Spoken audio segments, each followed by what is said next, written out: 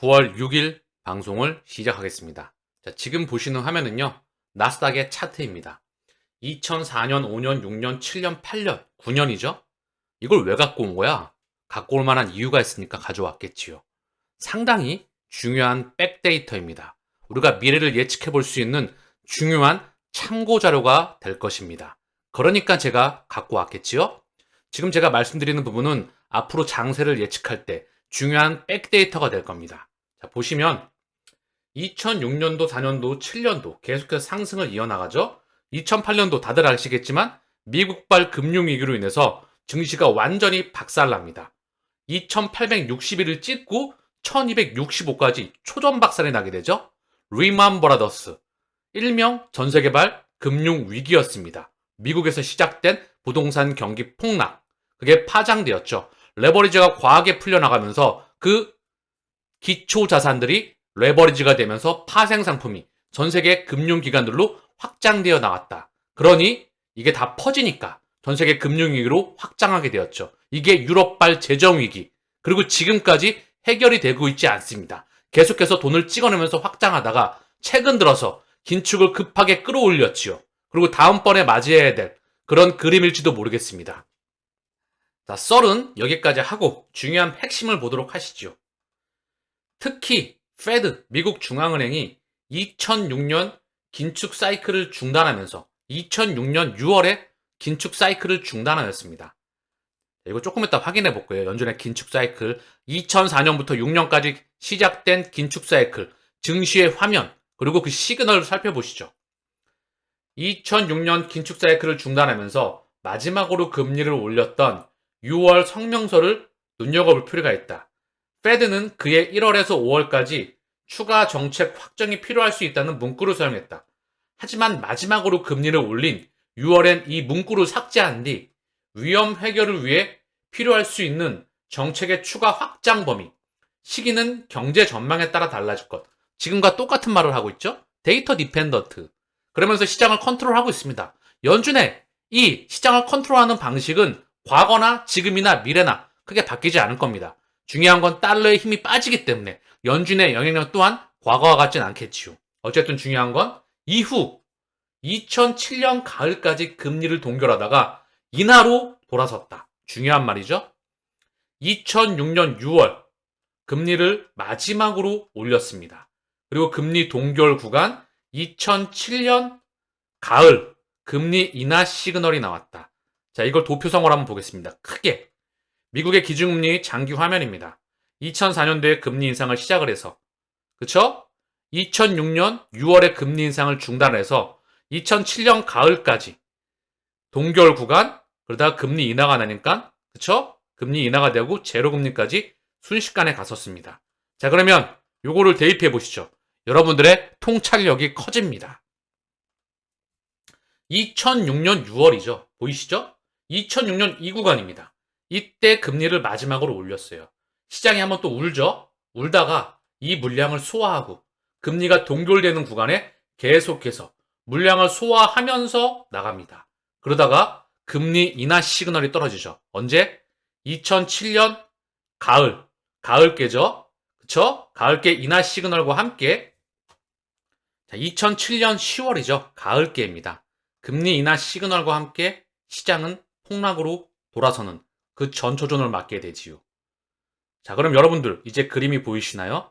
지금의 상황과 상당히 유사합니다. 그쵸? 자, 그러면 지금으로 돌아가 보겠습니다. 나스닥의 지금으로 현재로 돌아가 보시죠. 2023년으로 돌아가 보겠습니다. 보이시죠? 천문학적인 긴축으로 인해서 시장이 폭락했습니다. 연준의 긴축 중단 기대감에, 긴축은 끝나지 않았지요. 기대감에 시장이 먼저 달렸다가 지금 차익 실현 물량이 과하게 나왔지요. 시장이 한번 울었습니다. 그리고 이 물량을 소화하고 가는 중입니다. 금리 동결 구간이 나오겠지요. 동결 구간 때 아까 보셨죠? 2006년 6월부터 7년 이 물량을 소화하고 고점을 뚫을 확률이 무척 높아지는 그런 시그널이 나오겠네요. 그죠? 오늘 방송 자료는 상당히 의미 있는 데이터일 것 같습니다. 중요한 건 뭐죠? 우리는 미래를 예측해야 돼요. 미래에 투자해야 됩니다. 이미 나온 데이터를 기반으로 해서 미래를 예측해야 된다. 그게 중요한 거죠. 그냥 현재를 떠드는 게 아니라 그래야 투자에 성공할 수가 있지 않을까요? 투자의 그루에 반영해 들어올 수가 있겠죠. 사실 가상자산에 2030년까지 장기 투자한다면 거기에 대장은 XRP겠죠? 그 이상 투자를 해야 됩니다. 눈을 감는 그 순간까지. 앞으로의 문명은 평생 눈을 감는 그 순간까지 가상자산과 또 5차 산업이 나오겠죠. 그 문명을 준비해 나가면서 우리는 미래를 대비해야 합니다. 자, 정리해 보겠습니다. 금리 동결 구간 때 시장은 고점을 물량을 소화하고 돌파가 나왔다. 그리고 금리 인하 시그널과 함께 시장은 빠그러지기 시작했다. 제가 이거 끊임없이 언급을 드렸죠. 금리 이꼬르 경제 성장률 플러스 물가 상승률이다. 지금은 경제 성장률이 정체가 되거나 역성장하거나 그다지 미미한 상태에서 물가가 폭등이 나왔다. 이 물가를 명분으로 해서 인플레 파이터, 금리를 미친 듯이 끌어올렸다. 시장은 크게 한번 울었다. 그리고 지금 물가는 떨어지는 시그널이 나오고 있죠. 그러나 금리를 인하하고 있지 않습니다. 금리는 언제 인하한다? 경제 성장률이 빠그러질 때, 경기가 침체되는 시그널이 나올 때 어쩔 수 없이 금리를 인하하게 된다. 그럼 시장은 어떤 모습을 보일까요? 그때는 상당히 위험한 시그널입니다. 제가 끊임없이 언급드렸던 퍼펙트 스톰.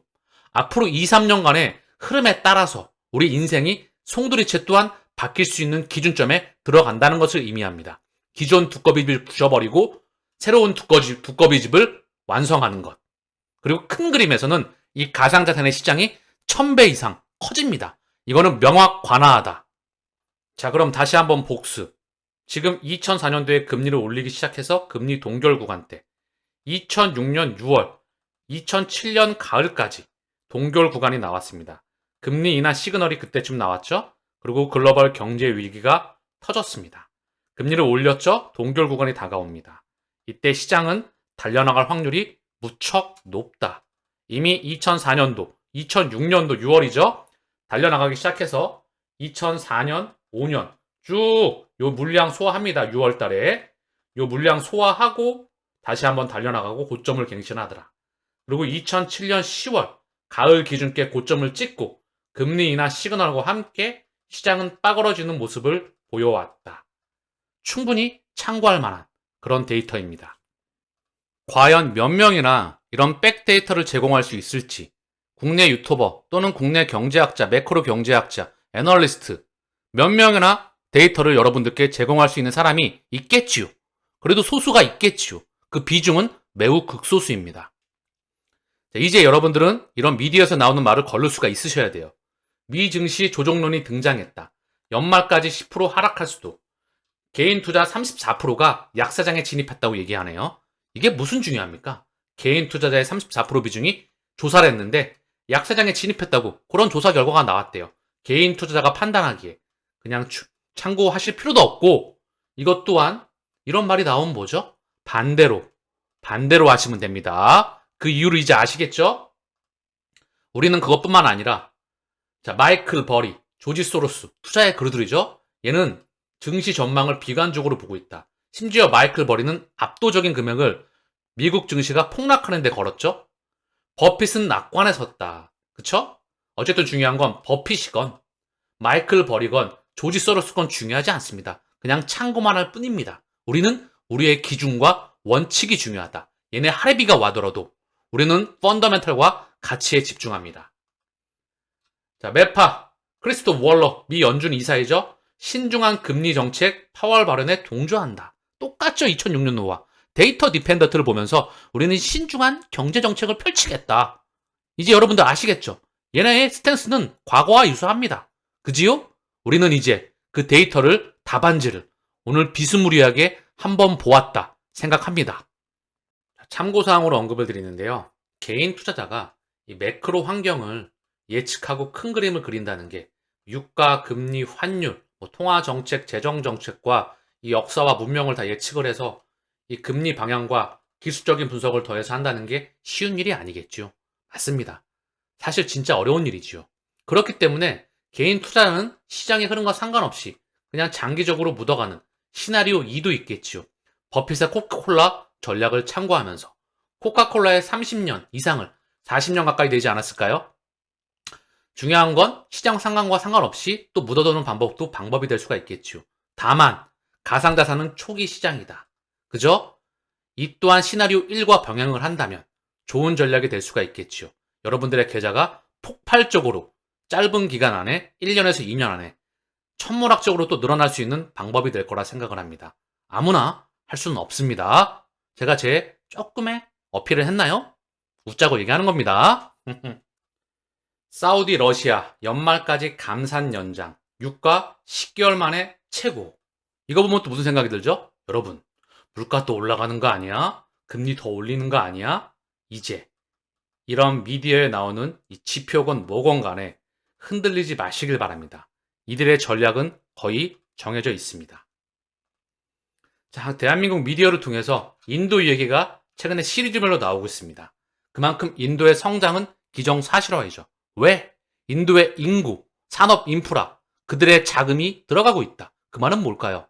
그들이 키워준다는 겁니다. 밀어준다는 거죠. 대한민국도 글로벌 밸류 체인에서 산업 중후장대의 역사도 그들의 밀어줌이 있었다. 일본도 그들의 밀어줌이 있었다. 마찬가지입니다. 20년간 1500% 뛴 인도 증시, 과열 진단에도 지금이 저점이다. 장기적으로 보면 지금이 저점. 한국 증권사들 직구 서비스 준비한다. 국가 기반 시설 이제 막 구축했고 정유등 구경제 기업이 증시를 주도하고 있다. 이런 이야기가 나오고 있죠. 다음번 중국이다. 네, 중요한 건 그것도 있고요. 제가 강조하려고 하는 말은 바로 이 말입니다. 보시면 인도의 시가총액 상위 기업을 보겠습니다.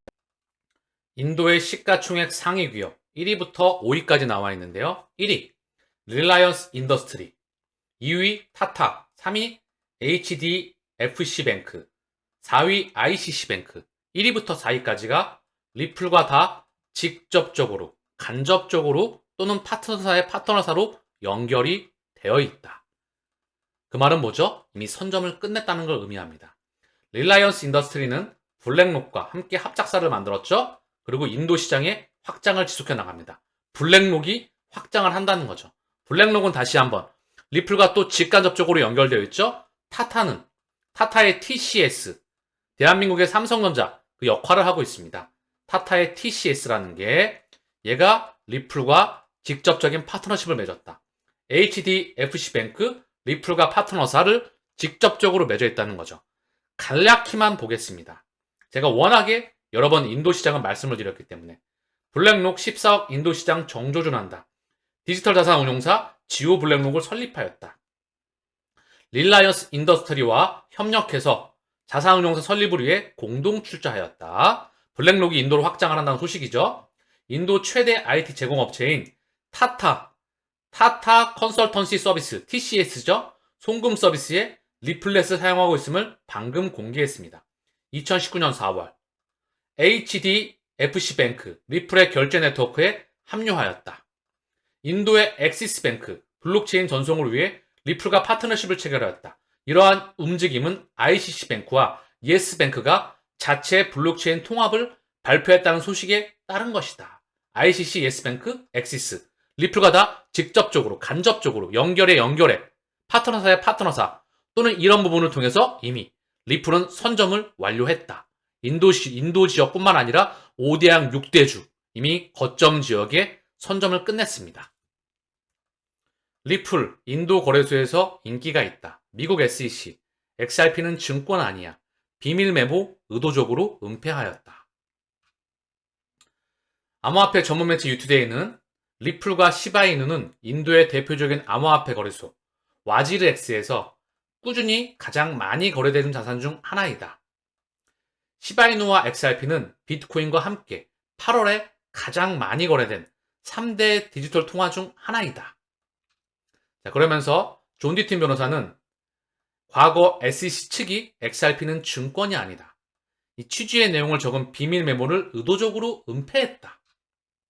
SEC는 이 메모 내용이 SEC의 공식 입장이나 판단 결과가 아니라고 주장할 것이다. 하지만 이 메모는 적어도 XRP가 하위 테스트를 충족하지 않는다는 SEC의 임의적인 판단이 있었음을 보여준다. 이 메모는 리플랩스의 소송에서 SEC의 불리한 증거로 작용할 수가 있다. 해당 메모는 2018년 6월 브래디 갈리아스와 데이비 슈왈츠가 윌리엄 힌먼 전 SEC 기업금융국장과 제이 클레이튼 위원장에게 XRP 증권성을 질의한 것과 관련되어 있는 것으로 알려졌다. 제가 소송에 대한 이야기가 나오면 저는 그다지 신경을 쓰지 않습니다. 그 이유는 지난 1년간의 방송을 통해서 충분히 답안지를 제시해드렸다 생각을 합니다. 소송은 시장을 흔드는 도구로 사용할 뿐입니다.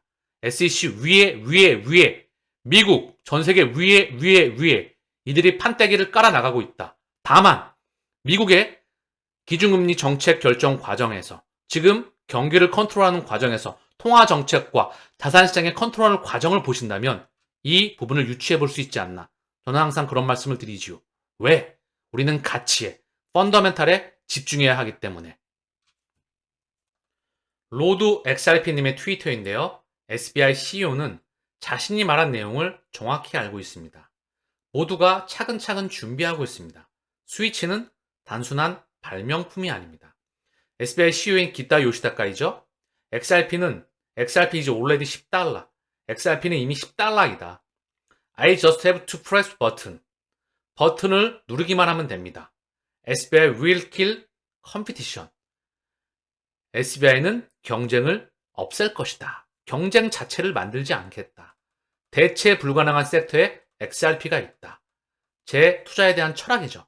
시장이 커질 때 각 섹터에 남들이 침범하지 못하는 독점적인 경쟁력을 가지고 있는 기업 또는 독점적인 경쟁력을 가지고 있는 투자 대상, 여기에 이제 가상자산이 시장 규모가 1000배 이상 성장하기 때문에 바로 이 XRP가 독점적인 그 끝판왕이라고 보고 있습니다. 이것뿐만 아니라 각 섹터별 대체 불가능한 섹터를 모아 가신다면 시장 규모가 1000배 이상 성장할 때 여러분들은 어디 반열에 있을까요? 저는 무척 심장이 벌렁벌렁합니다. 자, 추가적으로 XRP는 미래의 글로벌 표준이 될 가능성이 있습니다. SBI 홀딩스 CEO 기타 요시다카, 리플이 암호화폐 세계의 글로벌 표준이 될 모든 잠재력을 가지고 있다고 말했습니다. XRP가 암호화폐 세계의 글로벌 표준이 될 수 있는 모든 잠재력을 가지고 있다. 이미 여러분들 또한 알고 계시지 않을까요? 그 가치에 대해서. 잭더 리플러님이 나는 XRP가 비트코인처럼 높은 가격에 도달할 것이라고 믿습니다. 즉 500 XRP는 미래에 100만 달러를 벌 수 있습니다. 브래디 갈링하우스도 높은 가격을 믿습니다. 그는 XRP가 다음 비트코인이 될 수 있다고 말했습니다. 미래는 지금이다. 지금 준비하시면 여러분들의 인생이 송두리째 뒤바뀔 수 있는 그 시스템에서 다음 문명의 주인공이 될 수 있지 않을까요? 1차 산업혁명, 2차 산업혁명, 3차 산업혁명이 끝나갔죠. 이제 4차 산업혁명에 여러분들은 티켓을 끊었습니다. 우리는 그 안에 많은 사람들이 부자가 되지 못했죠. 앞으로도 그거는 바뀌지 않을 겁니다. 극소수만이 부자의 반열에 들어갈 수가 있겠지요. 미래를 끊임없이 통찰하고 예측을 하고 자신의 그 확신했던 미래를 우직하게 가격에 집중하지 말고 가치에 집중하면서 가치가 가격에 돌아갈 때까지 누가 뭐라 그러든 간에 버핏 할아버지가 뭐라 그래도 또는 투자의 그루가 누가 뭐라 그러더라도 미디어가 아무리 흔들거리더라도 우리는 이 가치에 집중하면 목적지에 또는 마라톤을 완주할 수 있습니다. 오늘 방송은 여기서 마치겠습니다. 감사합니다.